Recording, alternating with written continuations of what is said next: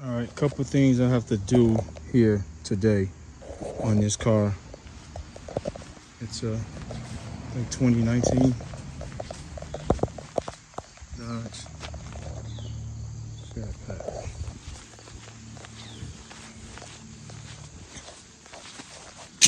Show you guys what's the problem. One, this was bent up pretty bad. It was in a somewhat bad accident. Well, this was folded. Here's a replacement piece. I got a wheel back on here, but we got a bigger issue here.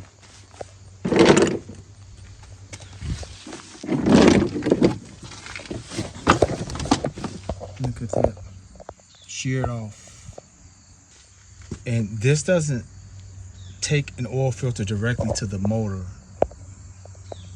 There's a cooler it takes there. Let me try to see if I can find it and see how it's sheared off there. So yeah, I got about 1/4 inch threads hanging out. I gotta remove. This shaft requires a hex socket to remove. However, the hex section of this socket is located within the cooler. So here you have nothing to grab onto. You just got to figure it out. And I'll show you guys what that new shaft looked like so you get an idea and see where the location of the hex is. But just got to figure it out and use a little ingenuity. And it's coming out without a doubt, especially since I've been challenged. No matter what it takes, you guys are going to watch this come out. So, get the extent of the accident. Look here. The frame just barely grazed that oil pan. No damage to it though. And here's the oil cooler.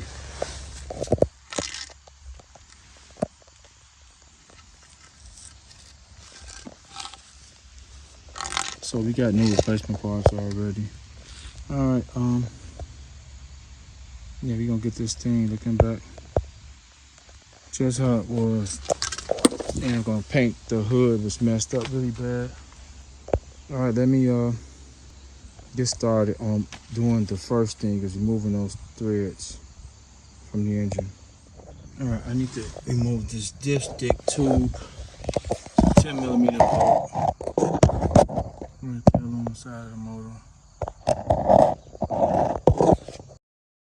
Removing the dipstick is not required. I removed it to free up a little space in the event I had to use some vice grips to lock onto there to have a little bit more clearance to spin the rest of those threads out once I get them started to come out, but that was unnecessary.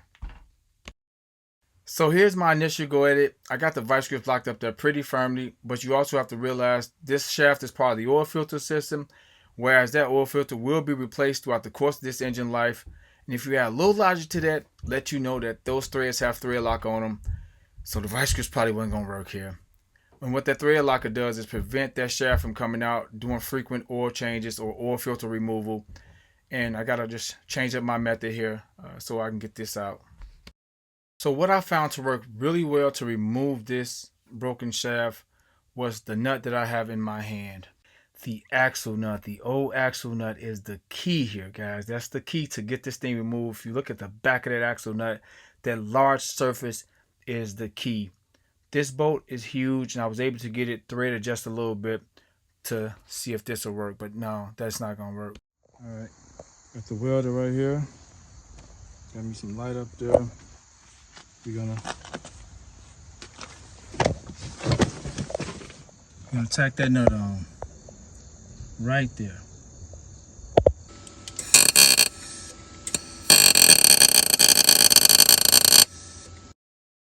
The initial weld you guys heard was me tacking that nut onto that shaft and then ultimately filling in that shaft as best I can, and then filling in the nut to mesh with the shaft to make it all one uniform piece, which allows me some much needed leverage to screw this thing out.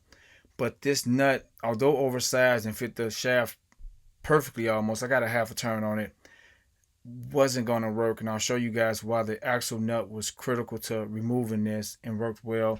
I could have probably gotten this to work because I got really good at MIG welding throughout the years, but I could have gotten this to work, but the axle nut gave me the surface I need.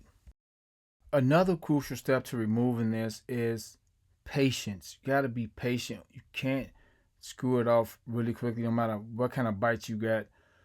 You want to take your time to screw this thing off. Inch it off.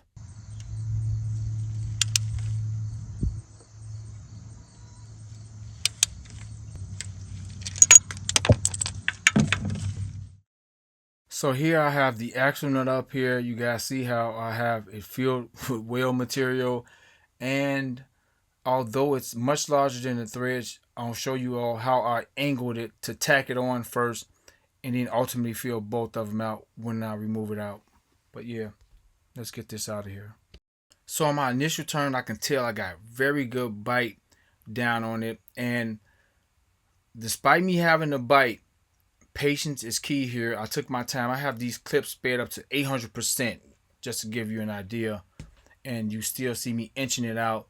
I don't want to take any chances of me messing it up, because now I'm at the point now I can potentially be damaging those threads to the point where I'll really be screwed up. But yeah, take your time. Patience is key, and you ultimately get it. And I got multiple videos on my channel where we removing something similar like this, whether it's an LS motor with broken manifold studs, whereas you can't even see the stud period or see the bolt period, and I get those things out. But yeah, we got it out just like I said. Now only thing left for me to do is go grab me and the fam dinner for this evening. So if you ever have this happen to you, the trick: axle socket, axle nut. You need an axle nut.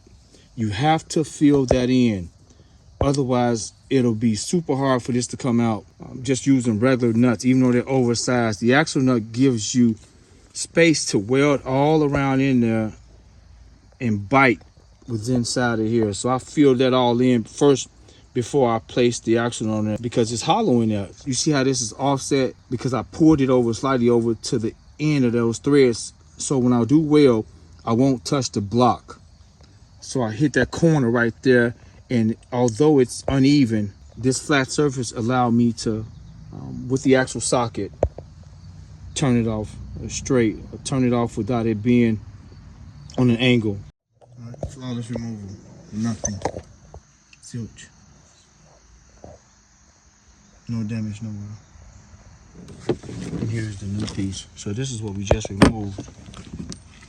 As you can see it.